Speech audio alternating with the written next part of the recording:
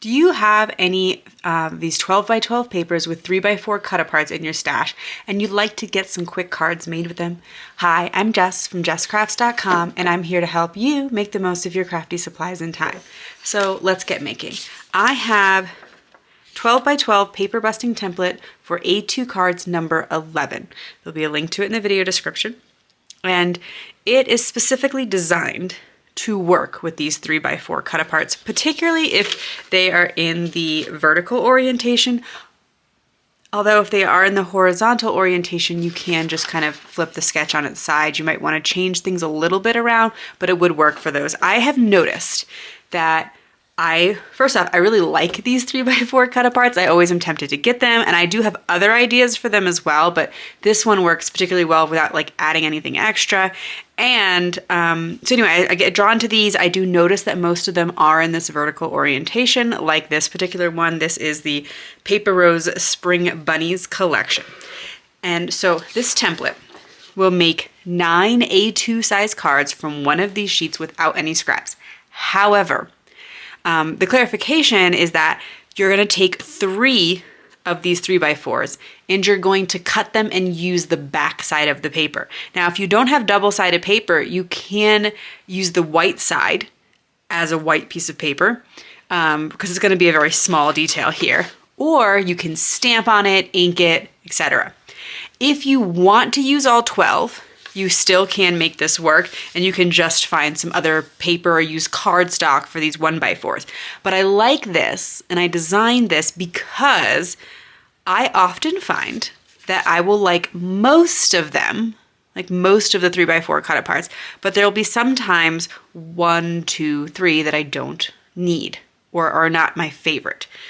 So, for instance, in this one, there's one that says, "And they lived happily ever after." Okay, if you need a wedding card, great, go for it, use it. I don't see myself needing that. So I can just use the back side of that. This one says "Bunny Kisses." I don't really have anyone I'd give that to.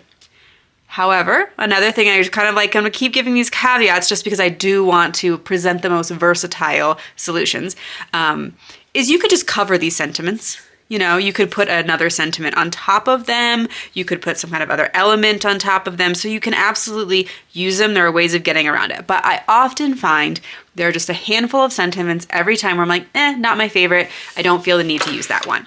So I'm going to pick 3 of them that I don't want to use for their 3 by 4 cut apart front sideness. And then I'm going to cut them into the strips that I need for the other cards.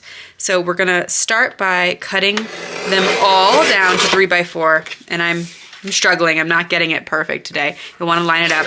Please be sure to follow all manufacturer's instructions for all tools that you are using so that you're using them safely. And I will cut out, so you'll get 9 of these to 3 by 4. I'm not gonna make you watch me cut every single one, but one of them that you don't want to use for its front side, which in this case is that happily ever after. And I think I'll just actually measure this to 4. I am noticing sometimes what I will find myself doing is just cutting wherever the borders are. That doesn't always mean that it's perfectly 3 by 4. There's just variations in the printing process and that kind of thing. Nothing to be, I'm not trying to be critical of the manufacturer or anything, but you know, this 4-inch piece included a little bit of that yellow.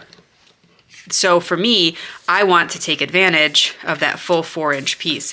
So I'm using the backside anyway. So I'm gonna cut this into 1-inch strips. I'll cut 1 inch off and then another 1 inch off. Now, then I am going to need to do this 3 more times, so I have 9 of these strips. You'll look on the sketch and you'll see that I actually cut a little banner edge into it. That technically leaves a little triangle scrap.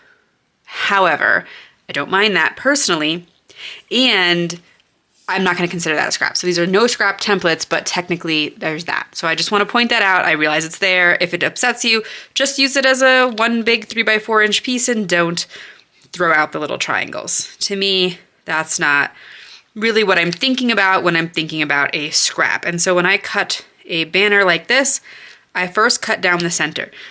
In this case, and sorry that I'm a little nasally, I've been fighting off a lot of colds this winter.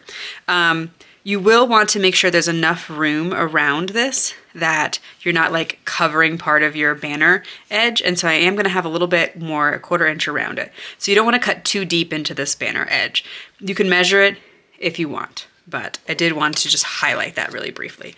So when I cut the banner, I'm gonna cut a straight line down the center, and then I'm going to cut a diagonal from the edge to that point there that I started at. And I will keep going until I have cut all of the pieces of pattern paper I need for these cards. I also need some 3x4 cut-aparts to finish the sketch, and a lot of times I like to think about what cardstock I could use that would coordinate with all the different colors in my 3x4 cards or in any of the pattern paper that I'm using, so that I don't have to change it across cards. I thought maybe a dark blue would work because there is a light blue and a dark blue in the collection. And I also thought, let me go into my stash and see if there's any like color that I just happen to have an excessive amount of. And this darker blue, it's, you know, I think of springtime, I do tend to think of like more lighter or pastel colors, but again, I need to use this up. And I think it works.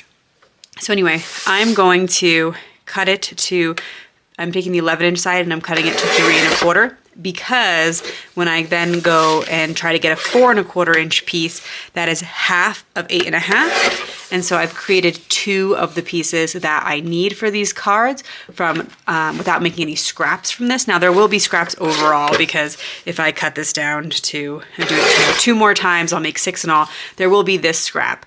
But I just wanted to point out there is a little bit of efficiency that you can gather by doing that 3 1/4 and then the 8 1/2 side down into the 4 1/4. Once I have all the pieces cut, as you can imagine, these cards come together quite quickly. I attached all of my 3x4 pieces to my 3 1/4 by 4 1/4 inch mats. Some of them were just like a little bit off. They weren't quite 3x4, and so I did sort of trim things up to make sure they looked pretty even on all sides. And then one other tiny issue that I ran into is with this one that says Easter Wishes here, the inside of the wreath is blank, and I think that's fine, but it to me almost kind of calls for a focal point. So I feel like for me the card would feel just a little unfinished.